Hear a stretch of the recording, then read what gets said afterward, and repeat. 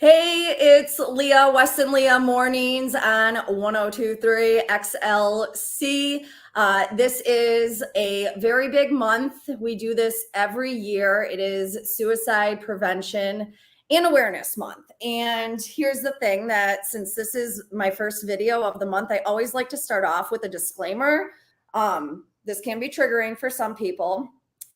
And I'm not an expert. So things that work for me and things that have worked for other guests that I'll have on throughout the month, it does not necessarily mean that it's going to work for you. However, I have been affected by suicide, as many people in their lives will unfortunately end up being affected.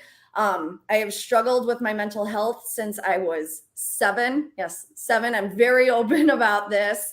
That being said, I'm a huge advocate for mental health, right? Ending the stigma that surrounds it, discussing suicide awareness so we can prevent it. Because I think that's, what is going to help is opening, those discussions, talking about it. As is my first guest, Detective Matt Thornton. Matt, what's going on, man? What's up, Leah? How you doing? I am doing so well. I mean, it's weird to see you outside the gym because I know we're usually sweating and we're killing usually ourselves in there. pumping weights, man. And honestly, we've never talked professionally. So when I started learning about like who you were outside the gym and everything that you do within the community, and just, I mean, how huge your business has blown up, if you will. I was like, I absolutely have to sit down and talk to this guy and dig a little bit deeper. So I'm going to shut up a little bit and let you introduce yourself, who you are, why you're with me for Suicide Awareness Month, and just chat for about 15-20 minutes. Is that cool with you? Absolutely cool with me. I'm honored to be here, Leah. This is when you sent me the email, it felt so good, and I was just all smile sense. So. Well, and again, like I couldn't believe that, one, I didn't think of it, and two, that I mean, not that we had been working out together for a long time, but that I didn't realize. I just knew you and I were from the same town. I was like, he's got the Zion Water Tower tattoo. Yeah, I remember you asked me about that. On his side. And I was like, and then I got talking to you and I was like, oh my God, he knows like my family. He went to school, all this stuff. You wrote a book that I actually read. Yes. Yeah. For the first time in 2 decades, I read a book. I didn't have to go to cliffnotes.com, and I didn't have to get like the little synopsis of what this was about. I read it beginning to end, which we'll talk about later on. But first, who are you? Why are you here with me? Let's dive into Matt a little bit. I'm Matt Thornton. I've been a Zion officer for 18 years. That's kind of how this whole story came about to be. I'm a father of 4 and about to be 3 stepdaughters. So I'm surrounded by girls. Yes. And the reason that I'm here, that we're talking, that we met, is I've, just like you opened up with, I've struggled with my mental health for so long, and it was like something we were never allowed to talk about in the police industry. And it was something that really, literally almost killed me. I found out a lot about my own psyche and about my own brain through this whole journey, and that's kind of what I wrote the book about. I battled manic depression, suicide ideation, and thoughts and plans, and I was saved before the Lord saved me in 2013 is when everything came to a head, and I finally got some actual help, and I found out a lot about why we think the way that we do, and why we won't say anything in our profession, and it's not just policing. It's mostly human being nature in general. They don't want to talk about this stuff, right? And that's why I admire you, that you're open about it, and that you openly just say things and want to discuss this stuff, because it's so needed. Well, and not to compare my profession to your profession whatsoever, but I found the entertainment profession, if you will. You hear these stories about these people that look like they have everything and they look so happy. And why did they end up where they're at, to that such a final step of, committing, whether it be committing suicide or trying or overdosing or whatever it may be. And my whole idea of it is like, we're forced to put this like happy face on, but sometimes like I was like not happy, so I'd be going to work and I'd have to put on this show and I'd have to be happy every morning. And I'd have to, bury down that I was sad and I was depressed, and it didn't matter why I was depressed, but I was. And so like faking it so much is, I think, to go into what your book said about how you guys just kind of have to numb yourself out to, what you're seeing and dealing with on a daily basis. I mean, people on different levels in all professions can kind of relate to that. Yeah, I mean, and that's what it's really just that. That's why I just love the the stigma thing, because when we try to put on this fake facade, I just call it phony toughness. Mm-hmm. And it could be in any profession, but in ours especially, you kind of have to exude authority and toughness and be stoic, um, because of what you see. And being an officer in a busy city like Zion or Waukegan, or really any city, but especially when you see it like every day on a daily basis, and you have to put on this phony mask, Right. it can be so toxic and self-destructive when we see it come out in so many bad ways. And for so many years, you weren't allowed to talk about it. Like in our profession, it's just crazy how you never it's starting to be talked about more and more now, but you are never trained about the damage that it does up here. We Right. train with our bodies. I mean, I can look around my room right now. I see a bulletproof vest. I see a taser holster. I see handcuffs laying here. My daughter was just playing with my flashlight. I had to take it from her a minute ago. But we got all these things to protect our body. We don't ever, we train on that monthly, quarterly, weekly sometimes, but we never train right here. You get a class at the academy, and maybe you have to read an email or two every once in a while, and But what, it's you almost just like click it's a box and you're like, I'm okay. yeah, done, Well, it's the done. same thing with going to the doctor's office. You do your physical, you go, and yeah, they do ask you like, are you happy? Are you sad? But it's Yeah, like two or three questions. That's why, yeah. talking about it, I always tell people, because I'm like, I see a therapist. I think everybody should see a therapist. Like, why would Yes, you not? exactly. It's when we get older. I think it should be on the statistic that still to this day makes me angry. I think it should be on every application to become a police officer or a firefighter, but police officers in general, because that's what I know. It should be on every application that this job, we have twice as many suicides in this job as we do losing people to violence on the street. That I is read the that in your book and I could not believe that. that is a statistic that I did not know, even had any clue about until 10, 12 years into my career. And this should be embedded from day one, that you're getting into a dangerous thing, not just because of people on the street, but because of Right. yourself.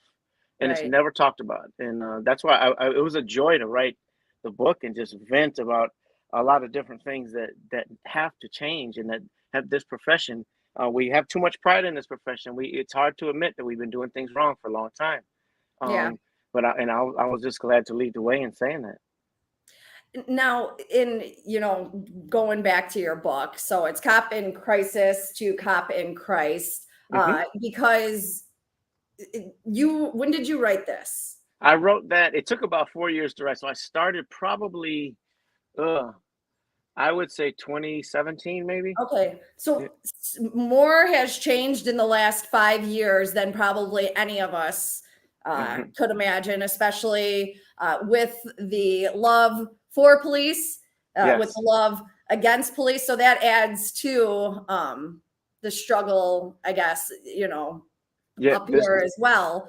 I had posted about this book on Facebook, and I was like, whether or not you are a cop, you love a cop, you hate the cops, like I think that this book is something that everybody should read, because I mean, you really did. It's so, from every direction, very, I don't want to say non unbiased, because you're a cop. So but you just gave a different look at it that I think a lot of people, could really benefit from.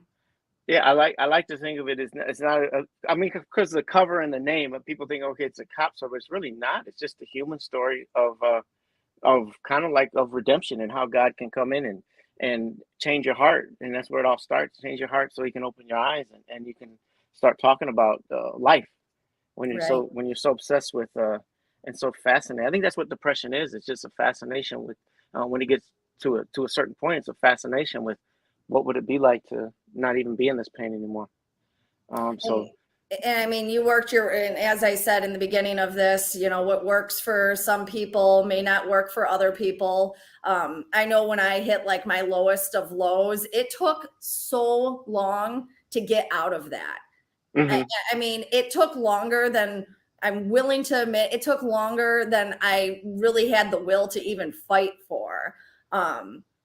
It like, because when you realize, whether most people don't realize right away when something's wrong, right? By the uh-uh. time they realize, they have done so much mental damage, that it does. It takes a while, but you want that instant fix, right? I remember when I finally started to take medication, I was like, fine, I'll cave. They've been trying to put me on this since, I was a kid. I was like, I'll cave, I'll take the medicine. I want the anxiety attacks to stop. It didn't work for like 7, 8 months. And I was like, what is going on? I just don't want to feel this way anymore. And it was honestly, it was so exhausting. But that's why I talk about it now, because I'm here to talk about it. Thank God. When you had that woman come up to your window that night, how long did it take for everything to kind of change for you? Oh my gosh, it really wasn't it was almost just like a small little seed of a direction change. Right. I just at that moment is when I really decided that like every single day I'm gonna have to make different changes to see different things, and my eyes were open, and obviously God softened my heart, and Right. I wanted to find out. First and foremost, I wanted to find out why in the world did that just happen. Who is this guy that I just met? Yeah. And it was steps. It was small steps that I took. First was I wanted to actually get real help. And then the main thing for me was slowing things down, like appreciating, okay, I'm still here. So tomorrow morning, I'm going to wake up happy that I'm still here, and then Yeah. just start slowly. Okay, what can I do to this day to make it better? What can I, and I learned a long time ago that your fascination or whatever you worship in your life is the first thing you think of in the morning and the last thing you think of at night. So I was like thinking to myself, what am Interesting. I focusing on with my life? Right. Um, so I would really just try to wake up and pray, wake up and be blessed and thank God I'm still here. And I do that before I went to bed. And I started just slowly getting those habits. And then obviously making a lot of lifestyle changes. Like no more boozing, no more I had to make that was one of the best things I ever did.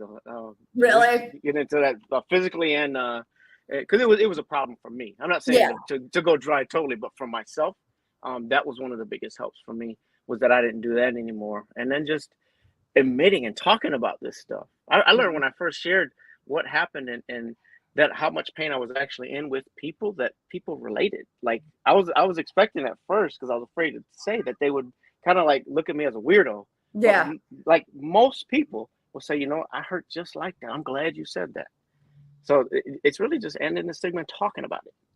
Absolutely. Absolutely. Now, you have since then gone on to open your open provide Uh-huh. a place for kids, at-risk children. Talk a little bit about My Father's Business. Yeah, so it was about maybe a year and a half after, but it was during 2014 that my pastor, the pastor that I went to that actually gave me real help, um, he convinced me to start up a little group. So it started out with my son and five of his friends. They were freshmen in high school, and then word just spread around Zion like wildfire. Yeah. And we didn't plan it this way.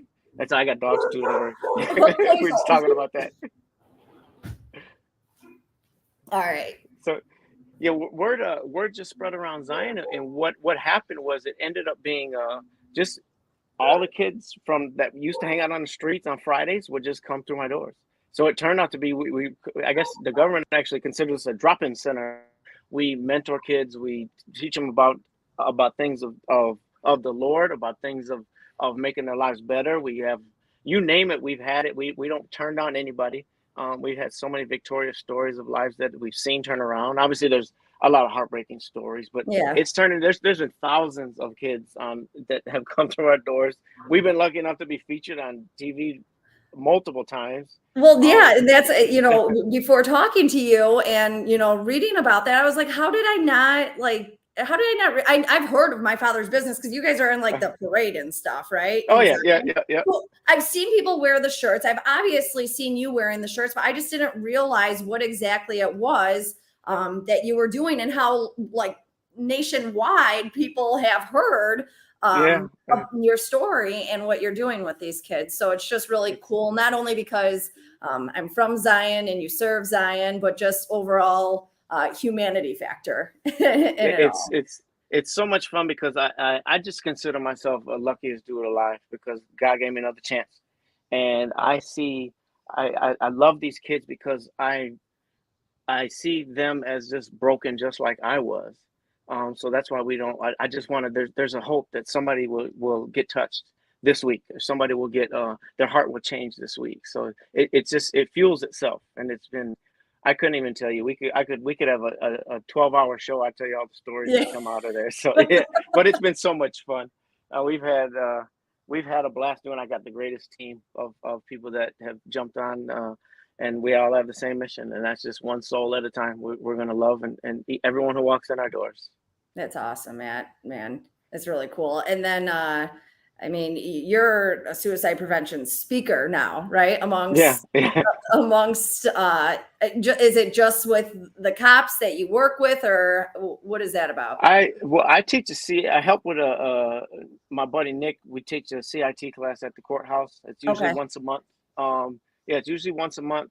I just basically it's a mental health class, but with my portion is to focus on officer wellness and suicide prevention amongst officers, and it's really we found it effective simply because the way I see it, if you affect one life, then you've done your job, and That's we've had numerous cops come after the class and say, you know what, this just saved my life. I'm gonna go get help.